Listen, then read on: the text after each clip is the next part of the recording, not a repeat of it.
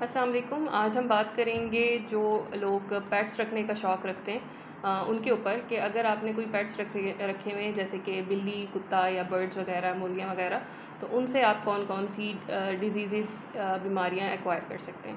سب سے پہلے سب سے جو فیوریٹ پیٹ ہے بلی ہے. اچھا، میں آپ کو سب کو پہلے ایک بات کہہ دوں کہ آپ لوگوں کا اگر شوق ہے تو بالکل آپ پیٹس رکھیں. ایک اچھا مشغلہ بھی ہے، ہابی بھی ہے. اس سے انسان کا اسٹریس جو ہے وہ کم ہوتا ہے، لیکن اس میں آپ کو پھر احتیاط کرنی ہوتی ہے. اس ڈیزیزز کو بتانے کا مقصد یہ ہے کہ آپ جو بھی آپ نے پیٹ رکھا ہوا ہے، پالتو جانور رکھا ہوا ہے، اس کی ہینڈلنگ میں جو ہے آپ بہت زیادہ کیئر کریں. تو سب سے پہلے ہم بات کریں گے کیٹ کے اوپر. سب سے جو کامن ڈیزیز ہوتی ہے تمام پیٹس کو رکھنے سے، وہ الرجیز ہیں. جو لوگ اسپیشلی امیون ہوتے ہیں، جلدی الرجیز ایکوائر کرنے میں ان کو تو ظاہر آبویسلی پرابلم ہوتا ہی ہے. جو ایستھمیٹک لوگ ہوتے ہیں ان کو پرابلم ہوتا ہے، کیونکہ یہ اس قسم کے جو پالتو جانور ہوتے ہیں یہ اپنے بال بہت زیادہ شریڈ کرتے ہیں. تو اس سے جو سب سے کامن بیماری ہے وہ ہے الرجیز ہونا. اس کے بعد آ جاتی ہے کیٹ اسکریچ ڈیزیز. جو بلی ہے جو اپنا پنجہ مارتی ہے، اس کے پنجے کے اندر جو بیکٹیریا ہوتے ہیں اس سے ایک ڈیزیز ہو جاتی ہے جس کو ہم کہتے ہیں کیٹ اسکریچ ڈیزیز، جس میں آپ کے جو لمف نوڈز ہوتے ہیں وہ سویلن ہو جاتے ہیں. پیشنٹ کو جو ہے وہ فیور ہو سکتا ہے، اس کو ہیڈ ایک ہو سکتا ہے.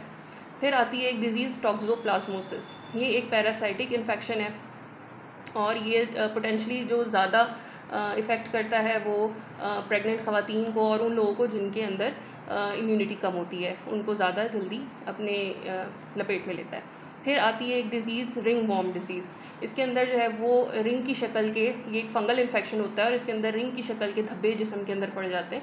تو ایک یہ ڈیزیز ہے جو کہ کیٹ کی وجہ سے ہو جاتی ہے. اس کے علاوہ بلیاں جو ہیں سم ٹائمز کاٹ بھی لیتی ہیں، آلدو کہ جو پالتو بلیاں ہوتی ہیں وہ اس طرح سے اتنی زیادہ وائلڈ نہیں ہوتی ہیں، لیکن بہرحال پھر بھی ان کے کاٹنے کا ڈر ہوتا ہے. اس کی وجہ سے ٹیٹنس کا انفیکشن ہو سکتا ہے، ایپسس ہو سکتا ہے، اور پھر جیسے کہ میں نے بتایا کہ استھما جو ہے وہ ان جانوروں سے ہوتا ہے.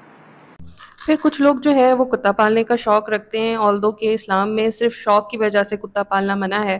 آپ اپنی حفاظت کے لیے رکھ سکتے ہیں، اور اس کے پیچھے حکمت یہ ہے کہ اسلام میں کوئی بھی چیز جو ہے وہ حکمت سے خالی نہیں ہے. تو اس کے پیچھے حکمت یہ ہے کہ جو اس کا سلائیوا ہوتا ہے اس سے بہت ساری ڈیزیزز ہو سکتی ہیں.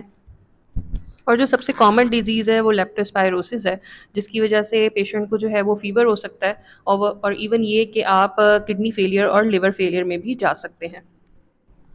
جو کتے کا سلائیوا یعنی کہ اس کا تھوک ہے، اس کی وجہ سے سیپسس ہو سکتا ہے، میننجائٹس ہو سکتا ہے. اگر کتا کاٹ لے تو اس کی وجہ سے ٹیٹنس ہو سکتا ہے، اس کے کاٹے کی وجہ سے ریبیز ہو سکتا ہے. اور پھر وہی الرجیز اور پیراسائٹک انفیکشنز اور fungal infections, tape warm infection اور ٹائفس وغیرہ ہو سکتا ہے. اب آ جاتے ہیں بہت ہی کامن اور سب کے ہی پسندیدہ پیٹس یعنی کہ برڈس کے اوپر. کچھ لوگوں کو جو ہے وہ پجنس پالنے کا، کبوتر پالنے کا یا مرغیاں پالنے کا شوق ہوتا ہے.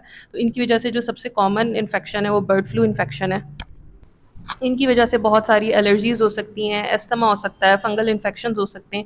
ان کی اگر ہینڈلنگ آپ پراپر طریقے سے نہ کریں، آپ نے جن ہاتھوں سے ان کو کھانا فیڈ کروایا ہے انہیں سے آپ خود کھانا کھا لیں، تو پھر آپ کو GI ڈسٹربنس ہو سکتی ہیں، یورینری ٹریک انفیکشنز ہو سکتے ہیں، اور کامنلی جو ہے وہ ایکولائی انفیکشن ہو جاتا ہے. تو یہ ساری چیزیں ہیں. اگین میں کہوں کہ یہ ایک اچھا مشغلہ ہے، آپ ضرور پیٹس رکھیں. یہ آپ کو اسٹریس فری کرتے ہیں، اور لیکن ایک طرح کی ایموشنل اٹیچمنٹ ہو جاتی ہے، اور اگر پیٹس بیمار ہو جائیں تو آپ کو اس کی ٹینشن ضرور ہوتی ہے. لیکن ان ساری باتوں کا مقصد یہ ہے کہ آپ پیٹس ضرور رکھیں، لیکن ان کی ہینڈلنگ میں ضرور کیئر کریں. شکریہ.